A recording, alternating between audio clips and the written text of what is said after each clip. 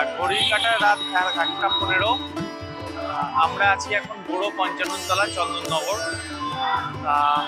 এখানে আপনার নতুন একটা মণ্ডপ সজ্জা আমরা দেখতে পাচ্ছি। এখানে এদের 51তম বর্ষে এদের নতুন উদ্ভাবন। চলুন দেখা যাক। আস্তে আস্তে আমরা ভিতরে প্রবেশ করছি। কিরকম মণ্ডপ সজ্জা করেছেন পুজো কমিটির কর্মকর্তারা।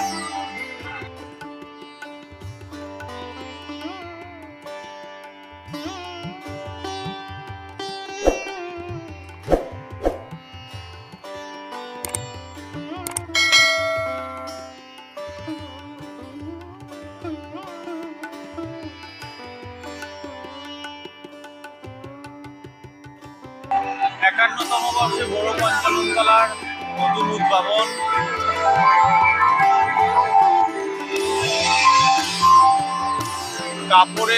কাপড় কেটে কেটে তার নতুন আকৃতি দিয়েছেন এনারা। এবং উপরের সিলিংটা আপনারা দেখতে পাচ্ছেন। উপরের সিলিংটা প্রায় আপনার নেটের দিয়ে কাটিং করানো আছে। অপূর্ব সুন্দর লাগছে জিনিসটাকে। এবং সাইডে যারা পদ্মের একটা লাইটের মতন করেছে, পদ্মর বাতি স্তম্ভ মতন করেছে, সেটাও অসাধারণ লাগছে। 51তম বর্ষে এদের চিন্তাধারা এবং পরিকল্পনা এবং তার সাথে যেটা বাস্তবায়িত হয়েছে তার অপূর্ব নিদর্শন এখানে আমরা দেখতে পাচ্ছি। ধীরে ধীরে আমরা মাতৃদর্শনে এগিয়ে যাচ্ছি।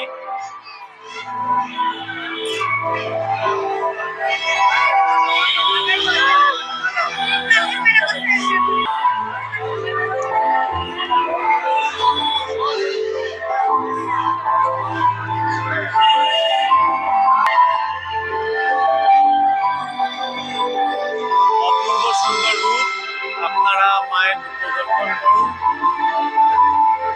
51তম বর্ষে এদের মণ্ডপ সজ্জার সাথে তাল মিলিয়ে তারা যে থিমের ঠাকুর একটা তৈরি করেছেন, সেটা দেখতে সত্যি অসাধারণ লাগছে। সত্যি চন্দননগরের যত দিন যাচ্ছে আলোকসজ্জা থেকে চালু করে প্রতিমা সজ্জাতেও তারা ধীরে ধীরে অনন্যতা স্থাপন করে চলেছেন।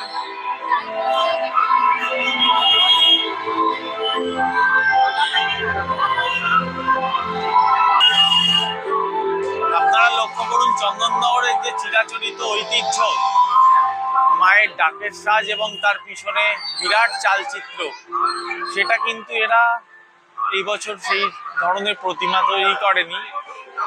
এরা নতুনত্ব চিন্তাধারা করেছে। মায়ের মূর্তির সাথে পিছনে যে চালচিত্রটা থাকে সেটা সম্পূর্ণ সোলার কাজের এক চক্র টাইপের তৈরি করেছেন এনারা চালচিত্রতে। এবং দুদিকে দুটো হাত পাখা, চালচিত্রের দুই সাইডে আমরা দুটো হাত পাখা দেখতে পাচ্ছি। অপূর্ব চিন্তাধারা এদের।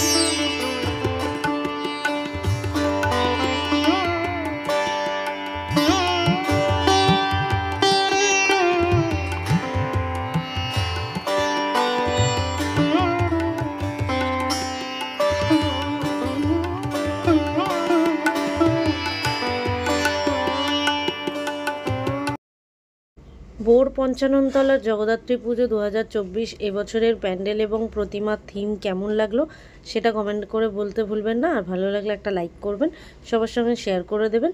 আর এরকম আরও অনেক নিত্য নতুন ভিডিও পাওয়ার জন্য আমাদের চ্যানেল মাইসেলফ সৌমশ্রী ফলো করতে ভুলবেন না। পরিবারের একজন সদস্য উঠুন, চ্যানেলটা সাবস্ক্রাইব করে। তো চলুন আজকের মতো এখানেই বিদায় জানাচ্ছি। সবাই খুব ভালো থাকবেন, সুস্থ থাকবেন। ফিরে আসছি আরও একটা নতুন ভিডিওর সাথে।